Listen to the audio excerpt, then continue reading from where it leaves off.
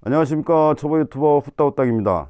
오늘은 K8 하이브리드를 구매하기로 결정하신 분들에게 도움이 되고자 운행하면서 느꼈던 K8 하이브리드 시그니처 풀옵션 옵션별 사용 후기를 들려드리고자 합니다. 먼저 K8 하이브리드를 선택한 이유부터 말씀드리겠습니다. 코나 전기차를 잠시 운행해 보았으나 전기차를 구매하지 않은 이유는 충전에 대한 아쉬움 때문이었습니다. 제가 살고 있는 아파트에도 전기차 충전 주차 장소가 있지만 지하 3층이라 엘리베이터가 없어 계단으로 걸어서 가야 하기 때문에 집과의 이동 거리가 먼 것이 단점이었고, 충전을 해야 하는 상황이었는데 고속 충전기가 많지 않아서 한참을 기다린 적이 있어 그 트라우마로 인해 전기차는 포기했습니다. 물론 조용한 승차감, 저렴한 유지비는 전기차가 최고입니다. 단 사고 없이 운행해야 한다는 전제 조건이 붙습니다. K8 하이브리드를 선택한 이유는 뭐니뭐니 해도 연비에 대한 강점입니다. 그리고 이 부제로 운영되는 회사 주차장도 하이브리드와 전기차는 제외 대상이기 때문에 이 부분이 상당히 매력적이라서 이 차를 선택하게 되었습니다.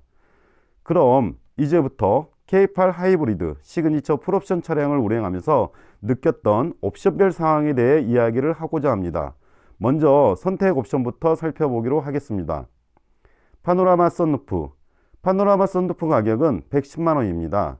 제가 좀 감성적인 부분이 있어서 그런지 몰라도 비 오는 날 썬루프로 떨어지는 빗방울을 보는 것을 좋아합니다.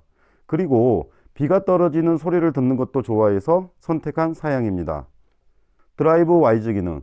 드라이브 와이즈 기능 가격은 80만원입니다. 그 옵션에 포함되어 있는 사양을 말씀드리면 전방 충돌 방지 보조, 전방 레이더를 통해 충돌 위험이 있는 차량을 감지하고 브레이크를 자동 제어하는 기능입니다.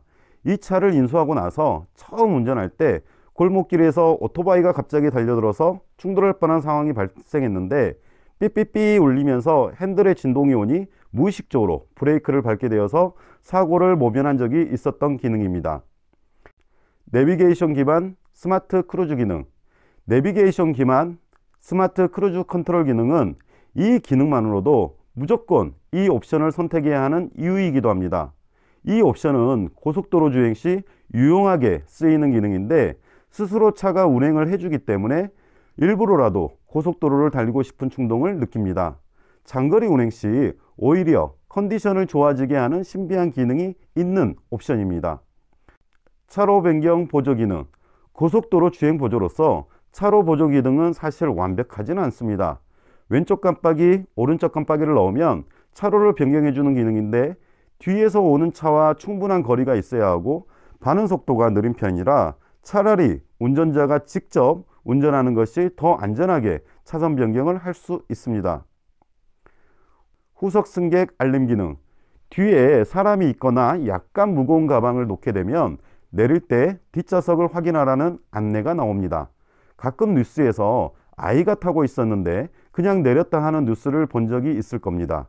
그런 이유로 해서 이 기능이 있는 듯 합니다만 일반적인 상황이라면 크게 중요한 기능은 아닙니다.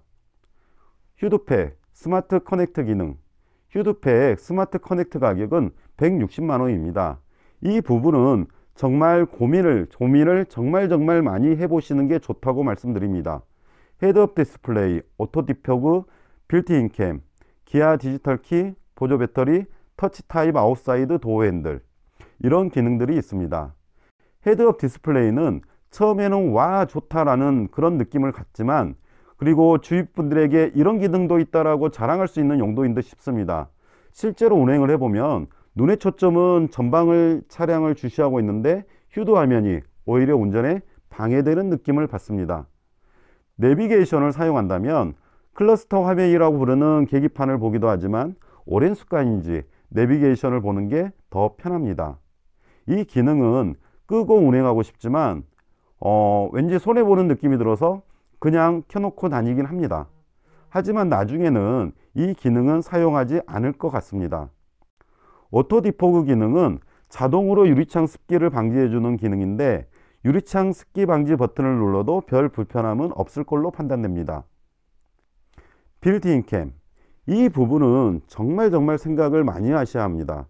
아이나비 블랙박스와 비교해보면 먼저 순정 빌트인 캠은 소리는 녹음되지 않습니다. 화면만 녹화됩니다. 이 부분은 호불호가 있을 듯 싶습니다.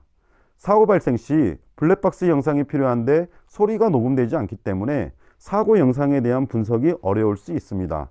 어떤 분들은 소리가 녹음되지 않기 때문에 좋다는 분들도 계실 겁니다. 옆에 누가 탔는지, 차에서 뭘 했는지 소리만으로도 확인할 수 있는 경우가 많은데 개인 프라이버시 부분을 보호하는 측면에서는 나은 듯 싶습니다. 장점도 있습니다.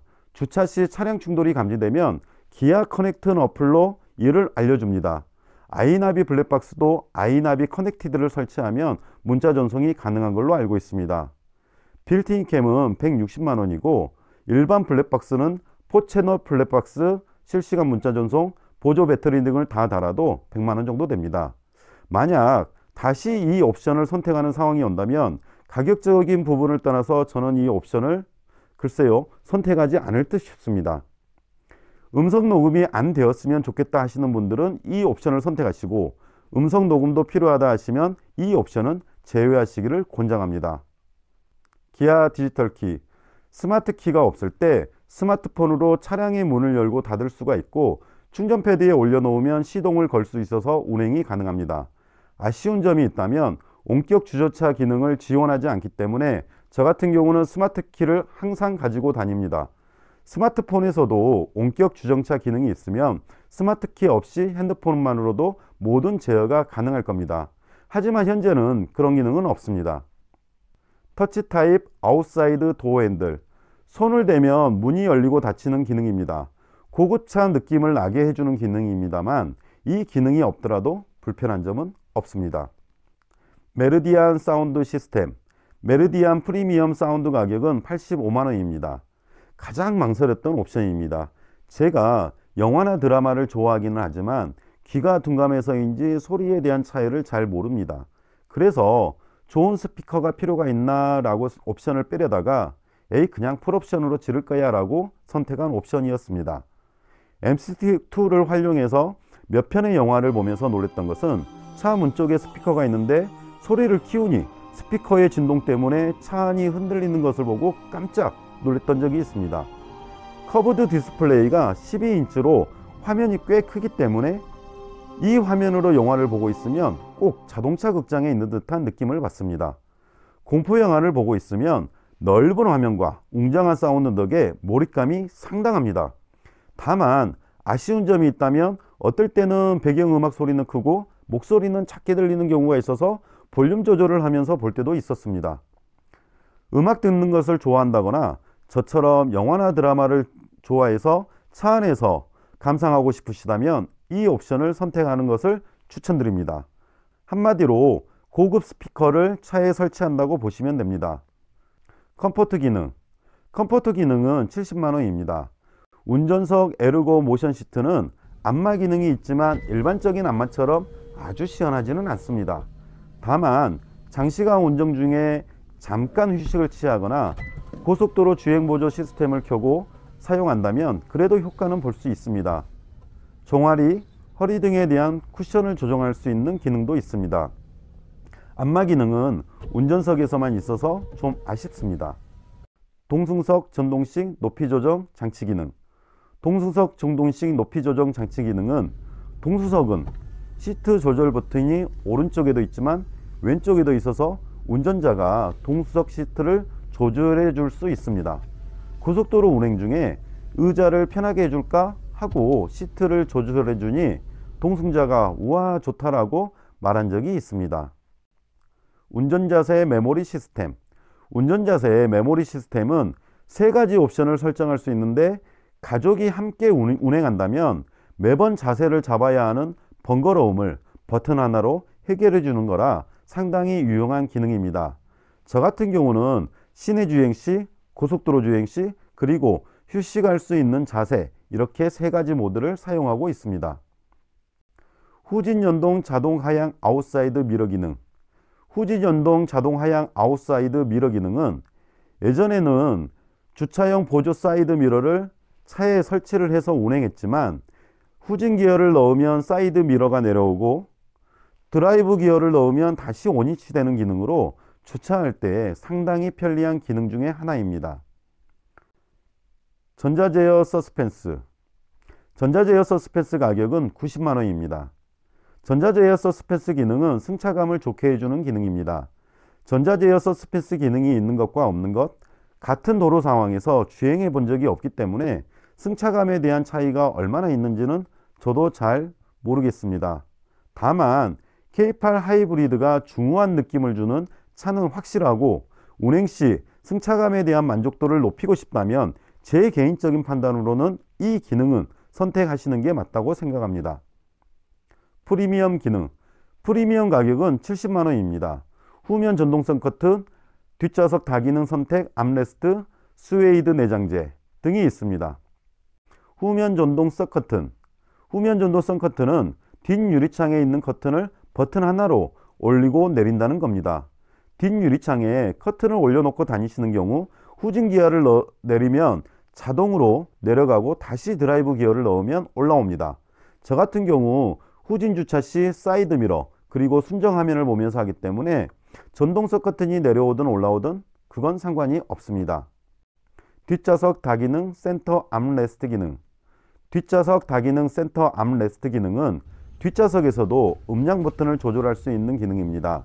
제가 항상 운전석에 앉아 있기 때문에 아직까지는 한 번도 사용해 본 적이 없는 기능입니다.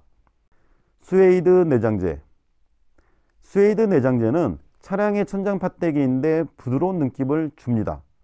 프리미엄 옵션은 앞서 설명한 기능들이 과연 70만원의 역할을 할 것이냐 하는 건데 이 옵션은 스웨이드 내장재를 보고 결정하시면 될 듯 싶습니다.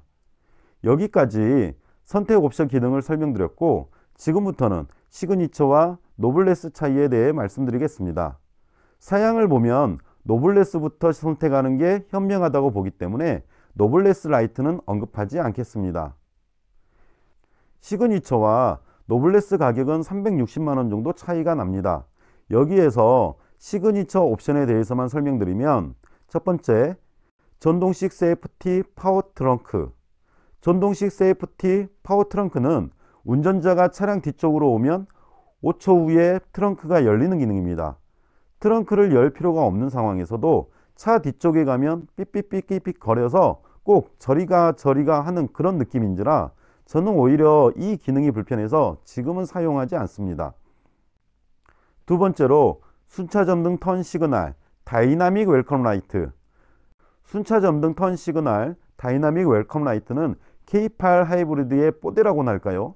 이 기능이 있는 차량이 많아지면 크게 매력이 없을 수도 있겠지만 현재로서는 아주 매력이 있는 부분이라고 말씀드릴 수 있습니다. 세 번째로 고급 우드 그레인 내장재 앰비언트 라이트 기능에 대해서 말씀드리겠습니다.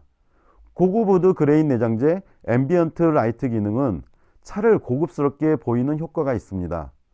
고급 우드 그레인 내장재는 동수석에서 처음 타는 분들이 가장 먼저 보이는 부분이라서 이 차를 평가할 때 이 부분에 대한 것부터 언급을 시작합니다. 앰비언트 라이트는 우드와 문 쪽에 은은한 불빛이 들어오기 때문에 야간에 보면 참 예쁘다는 느낌을 주기도 하고 운전할 때 심리적인 안정감을 들게 하기도 합니다. 또 제한 속도를 초과하면 빨간 불빛이 나오기도 해서 주의력을 환기시켜 주기는 역할도 합니다. 네 번째로 안전하차 보조 기능. 안전하차 보조 기능은 내리려고 할 때 뒤에서 차가 오고 있으면 경고음이 나오면서 멈춰 라고 안내해 주는 기능입니다. 다섯 번째, 전자식 차일드락. 전자식 차일드락은 사이드 미러 조절 버튼에 같이 있어서 운전석에서 버튼을 눌러 뒷자리 문을 안에서 못 열도록 하는 기능입니다. 시그니처와 노블레스를 선택하는 포인트는 고급 내장재와 앰비언트 라이트 기능, 안전하차 보조 기능을 비교하여 선택하시면 될 듯 싶습니다. 여기까지 K8 하이브리드 시그니처 풀옵션을 운행하면서 느꼈던 옵션별 후기를 말씀드렸습니다. K8 하이브리드를 구매하기로 마음먹었다면 제 사용 후기가 옵션별 사양을 선택하느냐 마느냐에 도움이 되었으면 좋겠습니다. 만약 도움이 되었다면 좋아요 버튼 부탁드립니다. 앞으로 더 좋은 내용을 담을 예정이오니 구독도 부탁드리겠습니다. 초보 유튜버에게 구독과 좋아요는 영상을 제작하는 큰 힘이 됩니다.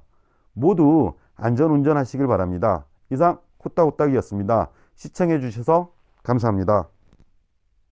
후딱후딱